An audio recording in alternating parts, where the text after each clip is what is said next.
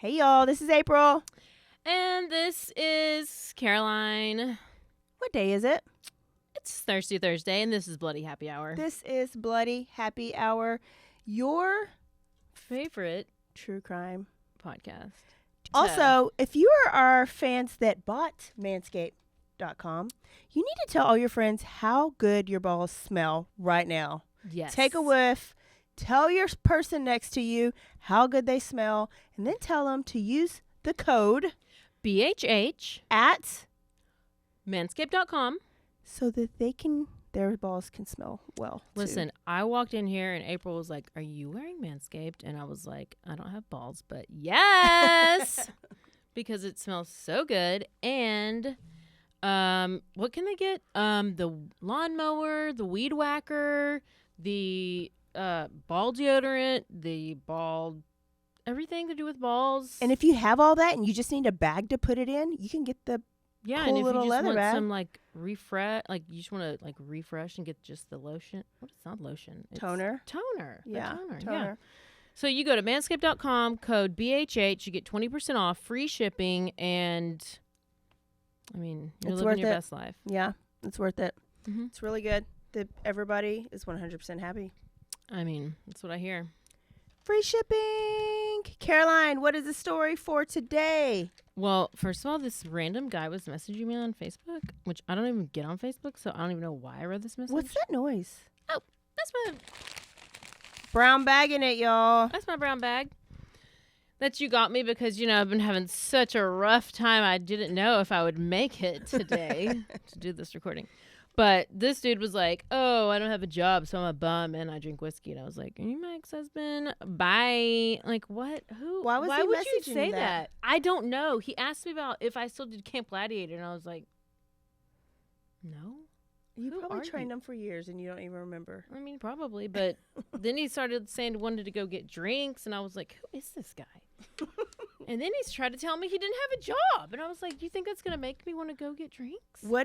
What was Alyssa's? I cannot even with these people. If you are a scrub, do not try to slide into the DMs. Okay? Yeah. It's pretty simple. Alyssa's motto is, I'm pretty sure I've told y'all since day one. She's telling some of our single friends Don't get dicktified. Don't get dickmatized. Oh, dickmatized. 1, and if they're poor, you fucking run. No movies, no dates, no dinner, fucking run. You Kool-Aid with the ones who have money. What's Kool-Aid? Kool-Aid, cupcake. You kiki? Is that the same? You quality time. Oh. Thought you was black. I mean, I know what kiki, but I don't know about Kool-Aid and cupcake. Simpin'. You know what simpin' is? Simpin' ain't easy. Okay. It's a screen name. Okay, do you recognize this photo? Oh, I know that name. That's what we're doing today.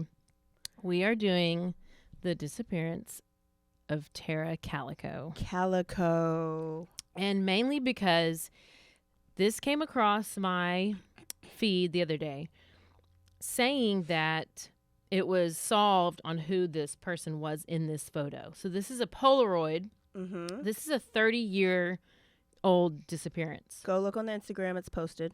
Posted on Instagram. And if you're just like, I ain't got time for that, I need to Google it, just Facebook. Google Tara Calico Polaroid. Okay. So this is a story about a Polaroid photo. So this happened in New Mexico, in the Mesas. And this is a young college student, and she just is riding her bicycle, and she's just going on her bike ride, and all of a sudden she vanishes into thin air, and there's questions that still remain to this day. What's the city in New Mexico? It's Valencia. Oh, okay. Valencia County. Okay. Albuquerque. Mm. So September 20th, 1988, Patty Doyle is at home with her daughter, Tara. Well, this was in Bowling, New Mexico. So this is half an hour from Albuquerque. Tara's living at home with her mom and her stepdad, John. So Patty and John, and then we have stepsister, Michelle. Okay. They kind of stay around the whole time. So Tara was like very active in high school, and she did cheerleading, she ran track, and now she's in college and she's staying active. She's doing tennis, and she goes on these long bike rides. Almost daily. She just enjoys being active. Okay. So she's currently 19 years old. She's a sophomore in college. She goes to the University of New Mexico, Valencia, and she's like, "Hey mom, I'm about to go on a bicycle ride." And she's like, "But I need to borrow your bike because my bike just got a flat tire." So her mom's bike that she rides is a hot pink Huffy 10-speed. Oh. Yes. I was thinking like a road bike. Like Well, she's a I was too. triathlete. That's kind of what I was too. I had that in 5th grade. 3rd grade. I don't know how far you're riding. Did it have a basket on the front? It did. I think so. And the little streamers on the... Oh, and the streamers and the little things on the spikes. Yeah. That like move up and down. Yes. Yeah. So mom's like, "Yeah, no problem. You can take my bike. I don't need it." And so around 9:30 that morning, Tara's like, she's getting ready for a ride, and she's like, "Okay, I'll be back by 11:30." And she's like, "But if I'm not back by noon, to come get me because I have a date with my boyfriend. We're gonna go play tennis." Okay. I guess her mom would just, I don't know if that, yeah. Because she would probably say, "Here's my route." Yeah, Come, just so pick the me up. mom knew her. So she went on this route. That's smart. Same route all the time? That's not smart. Oh, I was going to say it's smart that she told her mom her route. So the mom had actually been on this route with her before. So it's the same route all the time. She's gone on different routes, but this one route her mom had gone on, and her mom was like, "I don't like that route because I felt like there was this car that was following us too close, and you don't need to go on that route." And then she's like, "Mom, I'm 19, not 9. Yeah. And then mom was like, "Well, at least take some mace." Yeah. So this is where we are now. So she's going on her bike ride. She's like, "Bye, here we go, my bike ride." And yeah, because this route was also kind of isolated. Like once you get outside the neighborhood, it's like, it's just this road. Like it's a 17 miles down and 17 miles back of road. There's nothing. Oh, that's how it's how it looks over there. It's horrible. It's like driving in West Texas and then going to New Mexico. It's nothing but tumbleweeds and not even grass. Not even grass. So the mom never went. Patty never went with her on that route again because she just didn't like it. It freaked her out. And she just had a bad feeling, but she tried to warn her. And anyway. So she's on her ride, and 11:30 comes around. Tara's not back home. Do you say Tara or Tara? I say Tara. I say Tara, but some people's name is Tara if it's Tara. Well, I just think it's Tara. Oh, okay. What is it? I mean, I think it's Tara. Oh, okay. But I've heard people say Tara. Oh, sorry if it's Tara, y'all. So this is Texas maybe.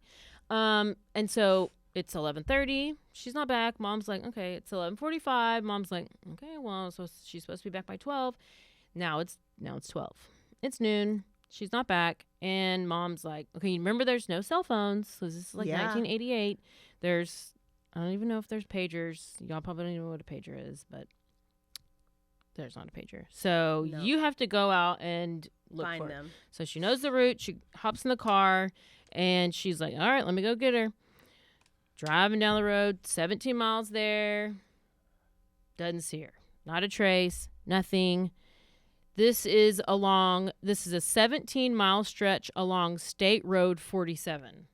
Southeast and away from the Rio communities. Okay. You might know what that means. And then 17 miles back. So Patty drives down. No sign of Tara or the bike. Nothing. So she's like, "Okay, I'm not going to panic yet because maybe I'm here out driving and she's already made it home." Yeah. So she gets back home and there's no Tara. Oh. So she's kind of starting to freak out. So Patty and John call the police. And they report her missing, and they're telling the officers this is very unlike her. She's very punctual. That's why she wanted me to make sure to go get her. If she wasn't here, this is not on purpose. Yeah. This was very accidental. She goes on these bike rides all the time. And they did a really good job. They were like, let's get on it. Here we go. We got the Valencia County sheriffs. They call in help from departments across New Mexico. You got state police. You got Bernalillo county sheriffs from Albuquerque. Bloodhound teams are coming out. Yay. You got a state search and rescue team joining the efforts. They're searching foot. They're searching horseback. They're searching on ATVs. Shout out. They were living it up. They were doing it. They were DTF. They were DTF. Down to find. Yes. So they quickly find some vital clues along this route. They see like bike skid marks, and that almost look like the bike might have spun out. And then they see car tire marks, like from a car. So these marks look like they may have been a struggle. Maybe that the bike was hit. And then they find a piece. Oh, I forgot to tell you. She went on this bike ride with her Walkman because, you know, we don't have iPods. So you got the headphones and you got the Walkman with the cassette tape inside. Mm-hmm. And she loved listening to Boston. Okay. So and it was this bright yellow Walkman. So they find a piece of the Walkman, but they find just like the little window part of it. Where you put the cassette. Yeah. And they find the cassette tape. And it's Boston. Oh, God. So she did that on purpose, I bet. Well, that's what they were like, okay, did she do this on purpose? Or, like, what do we think? Not like Sherry Papini on purpose. Oh, yeah. Like I know my mom will know it's me if I leave this here. So, police find, like, several witnesses. They find 7 who said that they saw a woman matching Tara's description on the day that she went missing. And then 5 of those 7 saw that she was being followed by a light-colored, like a light-colored Ford, maybe a Ford pickup truck, but it had one of those camper shells on the back. Always following closely behind. Sus. So they also noted that she was wearing headphones, and you know what? They said she did not seem to be aware. Oh, God. She was not aware that she was being followed. The good thing about the headphones is you can get lost. The bad thing is you get lost. And that's why we say stay aware, because I may not always stay aware and probably never stay aware.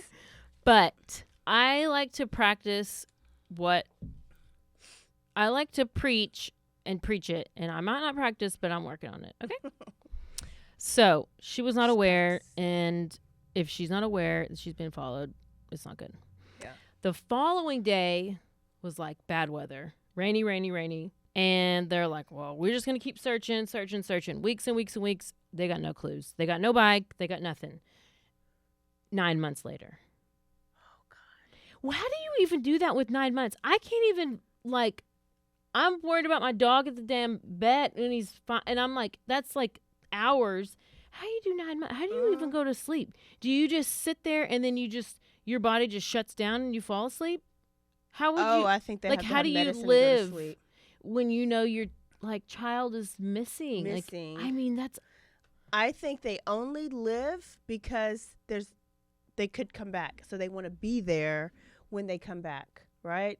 Or to know, or in case the child needs them. I mean, how do you shut off? Medicine. I know. Medicine. They didn't have Xanax back then, but they had probably something similar. Yeah. So they're trying to do everything they can, and they're getting nowhere. So then, July 15th, 1989, which this is less than a year, okay, but more than 9 months, but less than a year. Yeah. John, Tara's stepdad, gets a phone call from a friend who says that they watched this TV show called A Current Affair. I remember that show. Okay, what was that show?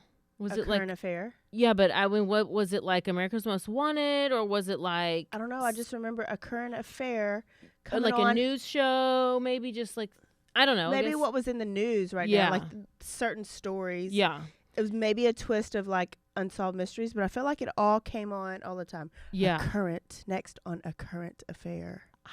I know. Look it up. Is there red writing or blue writing? I did Google it. So they this person, oh yeah, this friend said that they saw an episode that did a story about a Polaroid that was found that was concerning to him, and this friend calls John. Did I say that? Yeah. Oh, John got the phone call from the friend, and the friend's like, I watched Current Affair and I saw this episode with this Polaroid. It was blue. Yeah. Okay. And so he's like, there's this episode on the show that I watched, might be interested in, and this Polaroid, I'll come back to that. This Polaroid was found in Port St. Joe, Florida, at a convenience store. Okay, the Polaroid was found in Florida. This happened in New Mexico. So a woman walked into the store and noticed that a guy is sitting in a creepy white van. And let's be honest. Was it my daddy? My daddy drove a creepy white van. White vans are never a good sign. Never a good sign. So when the lady came out of the store, she looked and the white van was gone. But she noticed on the ground, on the floor, was a Polaroid picture. And it was like right where that van was parked. And so she picked it up. And this picture is a very disturbing picture. And you're going to help me explain what it looks like. Oh, can we do like Britt? Ash and Britt? So yeah. Okay. Wait, scroll down. I can't do it. Okay, so you have to say. Okay. So I'm going to go ahead and email you this picture, April, and let me know what you think. Okay, let me see. Oh. Okay, so I see the creepy white van, and it looks like what could be two teenagers taped up, maybe their arms bound. They're laying on pillows. Am I doing it? They're laying on pillows. I can't really tell if one of them is a male or a female. It could be a male with long hair. Either way, they're both white teenage people. I mean, I don't think so, but I mean, she's always a bitch. She always negates everything. She's always like, it's 100% opposite of what it is. No, I'm like, you literally wrote that script for her to say that, and you literally are sitting here bitching her out. She's like, well, yeah, maybe. I don't know. Maybe. I mean, that sounds okay, but no. I don't see boobs here, but she was an endurance athlete. And I had to buy boobs when I was an endurance athlete. So I don't know if that's a male or a female. Oh, I feel like it's... Well, this day and age, there's no telling. Mm-hmm. But back at 1988 or 89, most likely that was a female. So this picture is a picture of them. They're side by side. Yeah, that's a little boy. Oh, okay. Okay, so this is what we're going with. So they have... Did you say what they had? I couldn't even listen. They both have their hands are bound behind their back. Yeah. And they have duct tape over their mouths. They're laying next to each other. And then, like I said, get April's opinion of the picture. They both look real pissed. And it looks like maybe, what do you think their ages would be? Like, it looks like he was a lot younger. Yeah. Oh, but that is her right there. Okay. Okay. He's a lot younger. These pillows don't have pillowcases on them. It looks like he could have been like 8. Yeah, that's exactly what I said. But what is this back here in the background?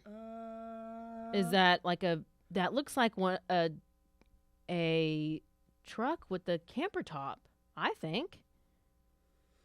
Or is it a white van? I don't know.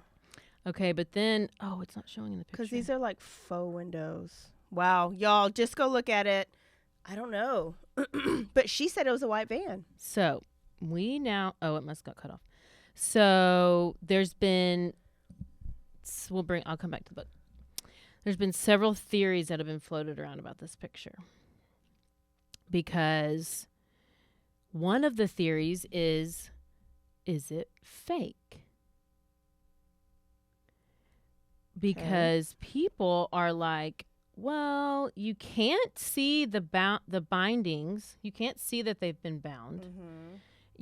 they don't look like their arms are like super tight because her shoulders are kind of relaxed. Mm-hmm. But one thing that is for sure is that nobody has come forward, even to this day, of who is in that picture. And that was obviously world everywhere. It was on a current affair. Yeah, it was definitely on a current affair. Okay. So this lady who found the picture, she calls police, obviously, because that's a real creepy picture to find in a parking lot under a white van. That's when Karens knew their place. Like that's when the Karen was a good Karen. Karen was good. Now Karens are all doing too much. Doing too much. It's a good type of Karen. So go back to the 1980 Karen. Yeah, let's do that. So she tells police that the man in the van looked like he was in his 30s and with a mustache. That's all she really got. She didn't really get much information. There was nobody in the passenger seat, and that she said the van was a white Toyota cargo van with no windows. That is the creepiest. I don't care if you're a painter, it's still creepy. I don't even know. Police set up these police are DTF. They set up roadblocks. They try to search for this van. They're asking for any witnesses, and they're like, in Florida. They're doing this in Florida? Yes. Okay. Yes. And they're thinking, well, maybe these are two trafficked victims, because that's exactly what you go for, like a young white girl or a little boy. Yeah. I mean, I actually don't know if it matters if you're white. Does it? If what? For trafficking? No, actually, when Suramuchi came to our book club, it's young black females who are trafficked the most. You just see pictures of them less because people glance over the pictures of the black victims and look for the white victims. So it's actually young black females that are trafficked the most. But I think it's females more. And I always think, girls more than boys. And then maybe it's like, maybe that's why they don't look sickly, is because you don't want your trafficked kids to look like beat up and battered and bruised. Which is why we called Sherry Papini's bullshit, right? Mm-hmm. But getting trafficked. So also, fun fact: boys don't get trafficked as much now. Guess why? Why? I don't know. Cause Grindr. All you got to do is get on Grindr if you want to screw a boy. It's just like there and free. And now a word from our sponsors.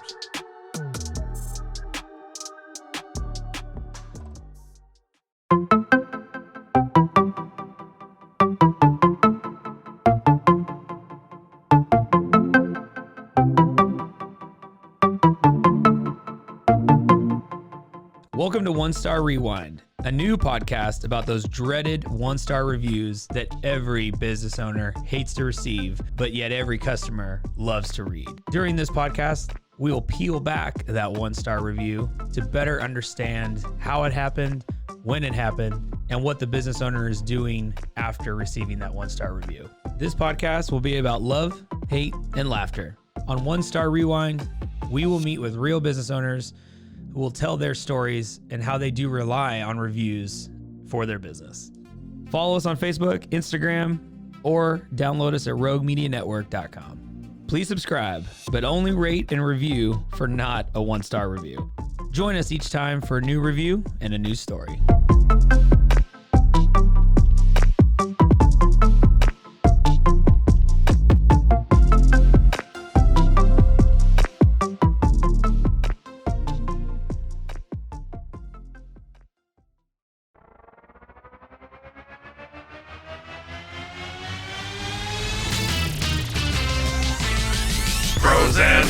Frozen heroes. Gonna tell you about frozen heroes. Gonna tell you about.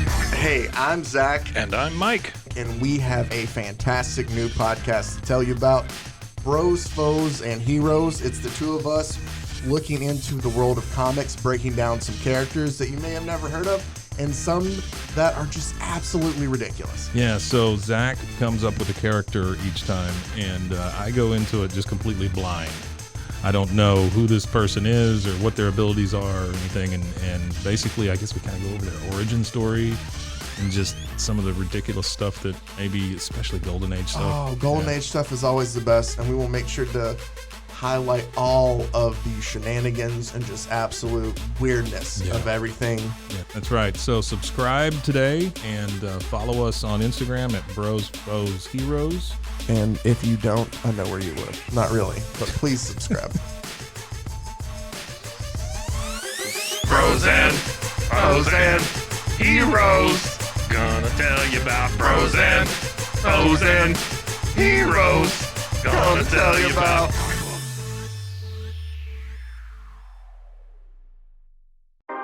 911, what's your emergency?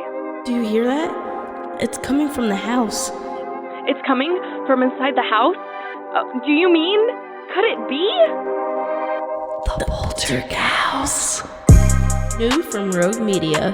Two haunted hotties talking about haunted places. Every episode we dive deep into the darkest places and give you a bit of history. We're getting spooky in all the right places. You've gobbled your last ghoul. Follow along for the craziest and spookiest stories with Debbie's Dark Tourism. The Stanley Hotel, Winchester House, The Alamo, Hotel Monte Vista, and more spooky places.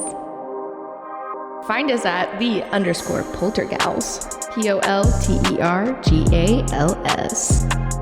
Look over your shoulder. It's us, The Poltergals. Wherever you consume the podcast, you can find us there.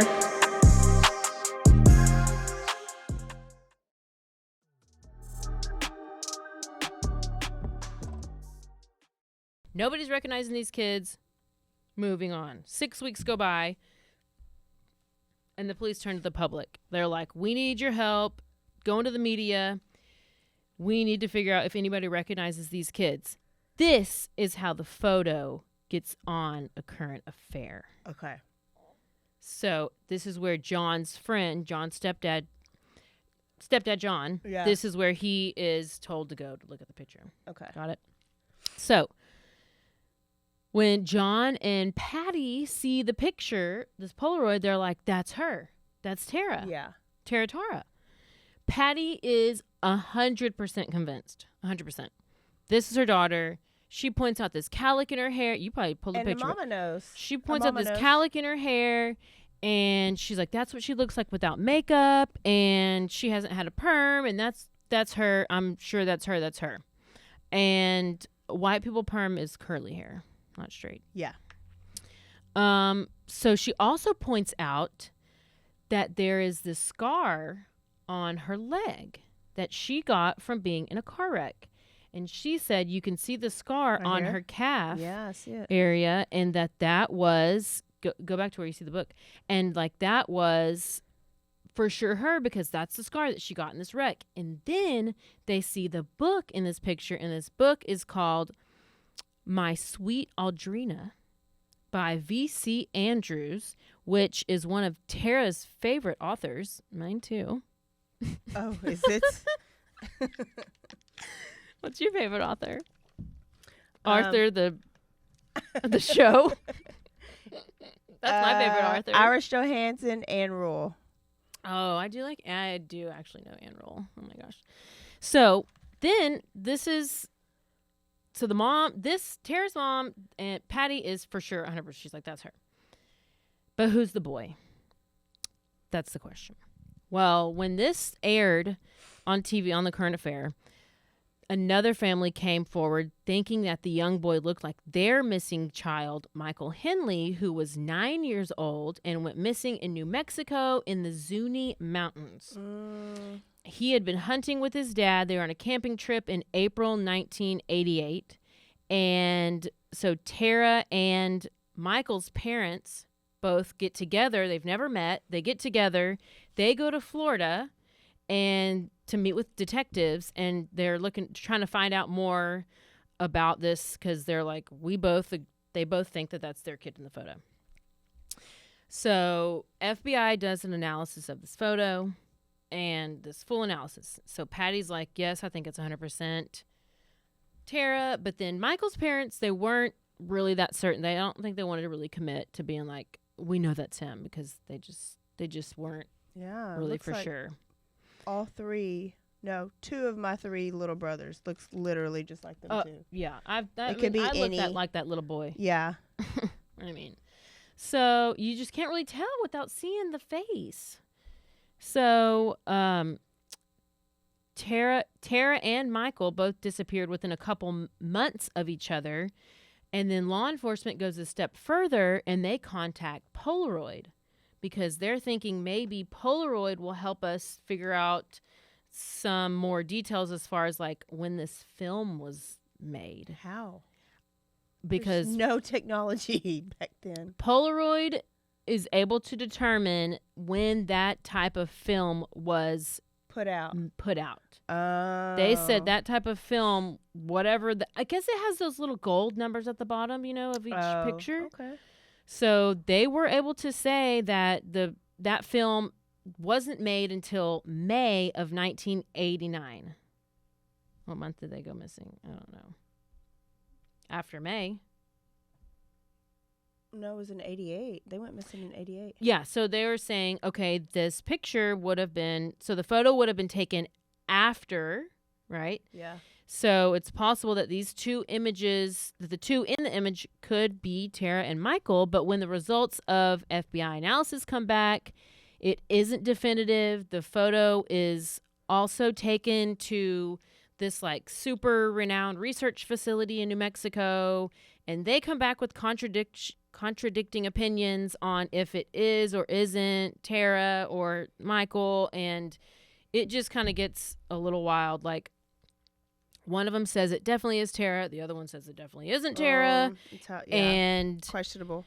So in 2008, the lab that said it wasn't her, like, either way, there was no consensus on if it was her or not. So this does not stop Patty. She's like, okay, even though y'all can't make up your minds, I'm still DTF. Yeah.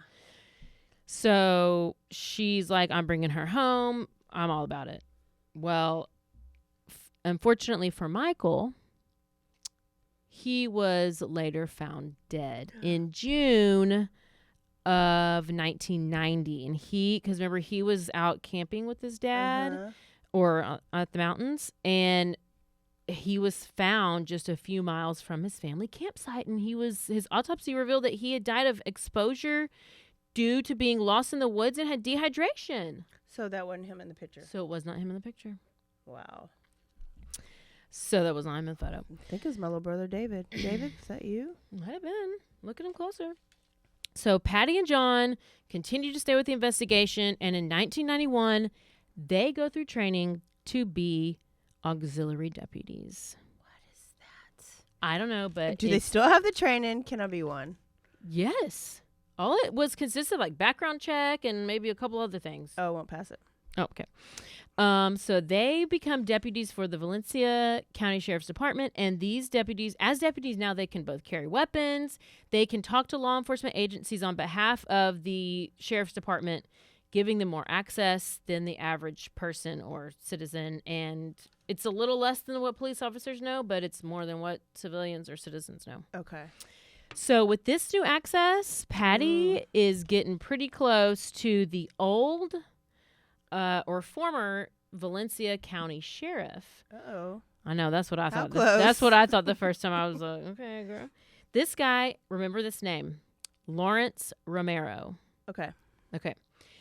So Lawrence also lost a child over the course of the investigation because his son, Lawrence Jr., which is also LJ. important, committed suicide in 1991. So they've kind of bonded over like missing children or having lost children. Okay. So at this point, Patty is basically working for investigation discovery, Secret Service, CSI, FBI. She just is like, the police are sending her pictures. They're sending her everything. They're like, maybe this, but they're not only sending her pictures, they're sending her pictures of like dismembered bodies. Oh. To try to see if, is this Tara? Is this Tara? Because she's like wanting to be so involved. Yeah. She's agonizing over it she wants every single photo. She wants to be so involved. She's like, yeah, too DTF. Yeah. She's over DTF. You think so? Well, Yes, I would because want to roll out every single body, I would think. yeah, but do you want him to send you pictures of? Mm-hmm. Oh, well, I would too, but she obviously could not handle it. I think I would want that now. I got pancreatitis. I You think I got would want gastric that now. bypass. But I don't know that I would want it if it could possibly be my kid. So I'll take that back. Well, in 2003, Patty and John leave New Mexico and they move to Florida because they want a fresh start. Because the stress was getting to Patty. The stress of Tara's disappearance was wearing on them, taking a toll on Patty's physical and mental health, and she passed away in 2006. No. Yes. She moved to Florida. That wasn't to get a rest because that's the last place I she know. thought her daughter was. I know. But guess what? Her stepdaughter, Okay. Michelle, Which was John's daughter. Okay. She was DTF to pick. She's like, okay, I'm DTF Picking now. it I'm up. picking it up, and I am continuing with this investigation. love I'm it. all about it. Michelle. So she picks up where she left off. In 2008, 2 years after Patty passes away, the Valenciaga. I got Balenciaga on the brain. Woo, ew. Sheriff Renee Rivera says in 2008, okay, 2008, Sheriff Renee, How many years is this? 30. It, Well, no. no. Currently, right now, it's like no, in 2008. in So 2008, it's like to 20 years, right? Wow. 88, 98. Do you know her math? No. I don't either. So, it's 2008. Sheriff Rivera. I'm going to call him Renee. Sheriff Renee says he knows exactly what happened to Tara and who's responsible. Okay. He says that there were two suspects and they were teenagers. And then back in 1988, when Tara vanished, that they had help from a couple other people. He believed that Tara her body never left New Mexico alive. Didn't even leave Valencia County. Mm. He also doesn't think that it's Tara in the Polaroid. So in the picture. So he said two teenagers were driving in an old pickup truck, just like the witnesses described. And whenever they saw Tara riding her bike, they decided to follow her, that they knew her. Okay. And that they started like grabbing at her out the window. Like they're driving, like that's creepy, like trying to grab at her, and they start like catcalling her and like So she probably stops being on her real freaking annoying. And then things took a bad turn. They end up hitting her bike with their truck. And then the sheriff says he thinks it was an accident. They weren't trying to run her over. Great. She fell off her bike. The guys panic. They pick her up. They put her and her bike in the truck, abduct her. Then they dump her bike along the way. He said he thinks that she was possibly hurt or like during the fall, or she threatened to call the police, and things spiraled and they panicked and they were scared that they were going to go to jail. And so that was his theory. Mm-hmm. He didn't have a theory on exactly how things transpired after that or how she was murdered. Or where they would have put her. But he thinks that the teens had help from two other people, and he won't formally name anyone. Why? Okay. Well, once Tara's family hears about this, and it's the kid that committed suicide. It's the sheriff's son. That's why he committed suicide. That's why the sheriff was so involved and so close. I solved it. Podcast over. Podcast over. Okay, but why is the sheriff over here talking all this stuff? Was he in on it? Who, Renee? Renee? ¿Cuántos años tienes, Renee? Yeah, yo quiero Taco Bell. How old is Renee? I don't know. I don't know Would how he have old. been a teenager back then? No, but he could be friends with the other guy. And that's why you won't name him? So once Tara's family hears about this and they're waiting, they're anticipating, they're like, yeah, somebody's going to get arrested. We're going to find out what happened. We're going to finally get closure after 20 years. Wow. But that's why Renee joined the force, so he can... Good old Sheriff Renee says he put together a solid case against these guys, but he won't pull the trigger and arrest them because he says They do have a case to put together, but they wanted to make sure that the case is concrete, it's rock solid, and that they can effectively do their jobs, and that he wanted a little bit more evidence like her bike, her clothes, or her body, and he would not release the evidence that led him to this conclusion. Because the sheriff would retaliate and fire him. Wow. John was pissed. Yes. Anybody You should be. Call in the Texas Rangers. It's just right next door. There you go. So he said the sheriff shouldn't have made these comments if he wasn't going to or willing to make an arrest, and that strong circumstantial evidence should be enough for a conviction. And so to me, all of this sounds very suspicious. Yeah. And this is when I asked you about your predictions, but you already gave me your predictions, so I don't have to ask. So now Tara and her family are back to square one.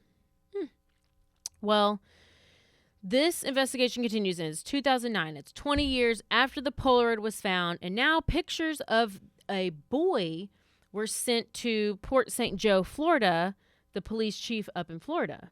And it was a picture that was postmarked June of 2009, which was like a couple of days before the anniversary of when the actual photo was found. Okay. And it was basically, the image was of a young boy, that same young boy, but with marker drawn over the mouth, like it was duct tape, like intimidating, like imitating the boy in the original picture. And so initially he assumes that it's some kind of prank or like F you to the police, but then the local newspaper gets the same photo sent to them, so they're like, what is happening?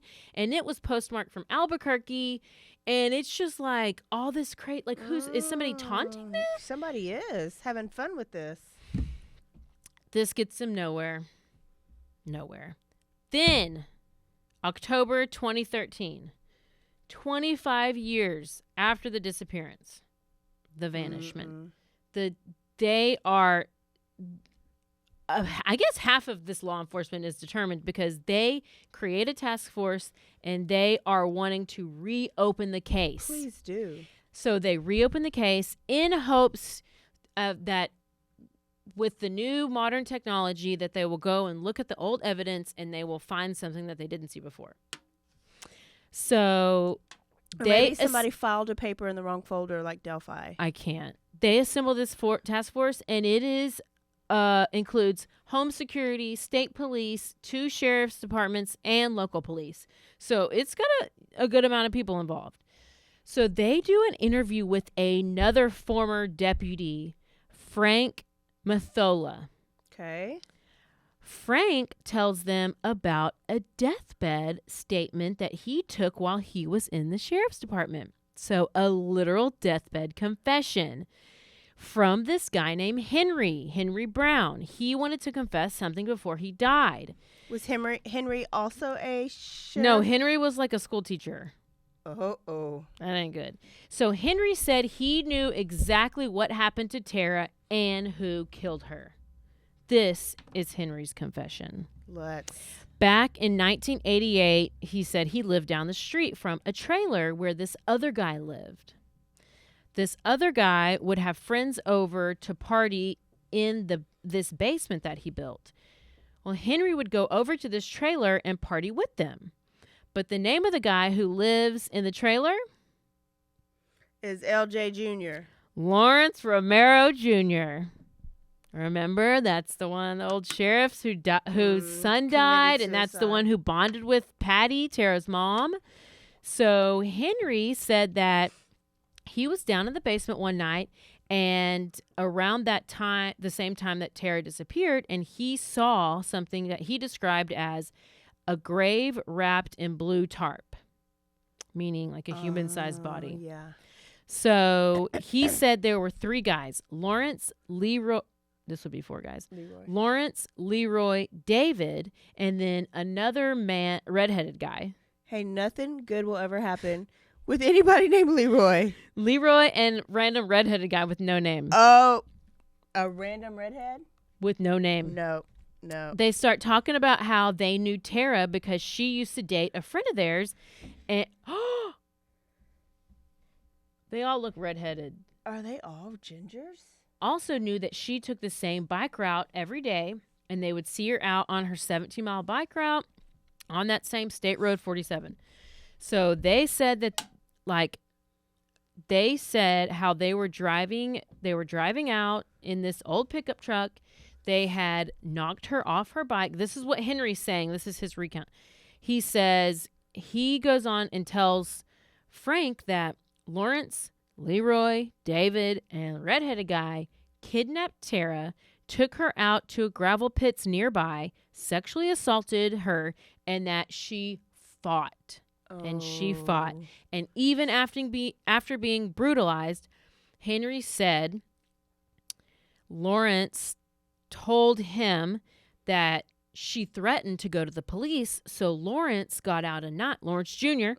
Got out a knife and stabbed her, and then put her body in the basement. Later, taking it to Redhead's house, dumping it in a nearby pond. And it turns out Lawrence Jr. likes to brag that since his dad was the sheriff, he could pretty much get away with committing any crime, and that they took the pink bike to a junkyard where it would never be found. Oh, my God. So by the time this task force hears this, Lawrence is dead. He's been dead for about 20 years. Henry's dead. Frank has resigned from the department. And so there's really no way to prove or disprove anything about this case. But if you go back to the 2008 announcement with Renee, Yeah. it's like the same story. So has Renee said, yeah, that's who I'm at. That's right. Like, has he confirmed this? Renee had said it. I think I looked it up, and I think Renee's a poontang. Renee might have already died too, but I'm not sure. But that story matches. It matches the teenage boys, it matches the pickup truck, it matches accidentally ran into the car, and I mean, basically the thoughts of everyone around is that it was a violent abduction, it was a murder. This was covered up by Romero Sr. and Jr., and that Renee may have potentially also been involved in the cover-up as well. Yes. So let me tell you, where we are now is that we don't have enough evidence to say it's closed. To say, and we don't even know what information law enforcement has, but I feel like it can still be solved because I feel like so many people know a lot.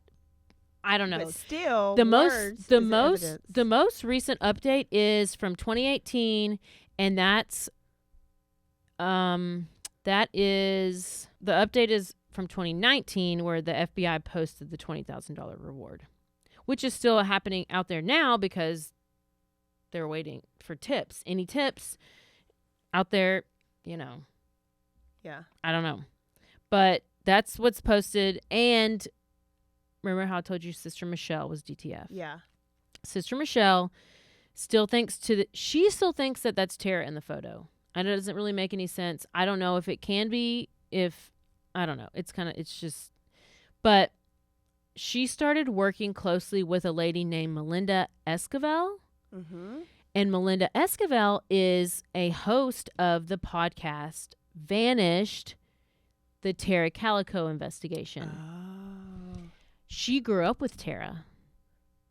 Melinda did. Was like in the band with her and kind of knew her. So that's kind of why she's really invested in it. And so they have this podcast out there that kind of talks about more details of everything, and you can go listen to it. They also have a website, taracalico.com. Pretty simple. And then for if you have any tips, tips.fbi.gov. Wow. And that's... Did Daddy Romero get fired? They all resigned. Okay, they did. Yeah. So nobody's... I think a bunch of people know, because like even I was listening to something and they said that this Melinda girl who does the Vanished podcast, that she lives in LA, and she was talking about it with some friends, and they were like, oh yeah, we all know who did it.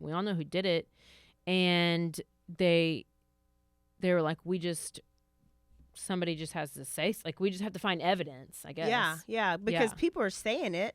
Yeah. So they know the story, but there's nothing to back it up. There's no body, there's no bike, there's no confession letter. So we And so just gotta get obviously that's why searching. Junior committed suicide. Like he obviously Yes. had some guilt at some point when he Can you believe that law enforcement was so invested in it, and then the whole time they're covering it up?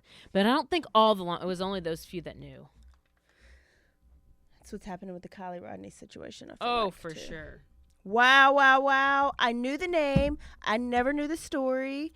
It's really shallow why I didn't know the story. It's because Calico is a type of cat, and I was like not interested. But it's such a good story, and it's so sad. This is our second. I know. I teenager knew that about. went- I know. But when I saw it pop up on my Instagram, I was like, "Why is this picture showing up?" And why don't? And I was like, "I know this story. I've heard it before." Yeah.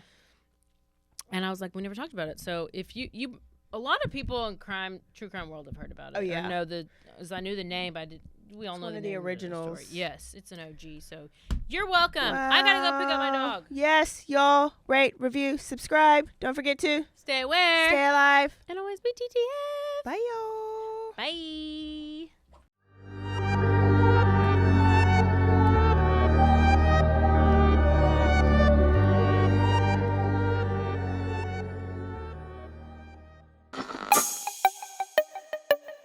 This has been a Rogue Media podcast.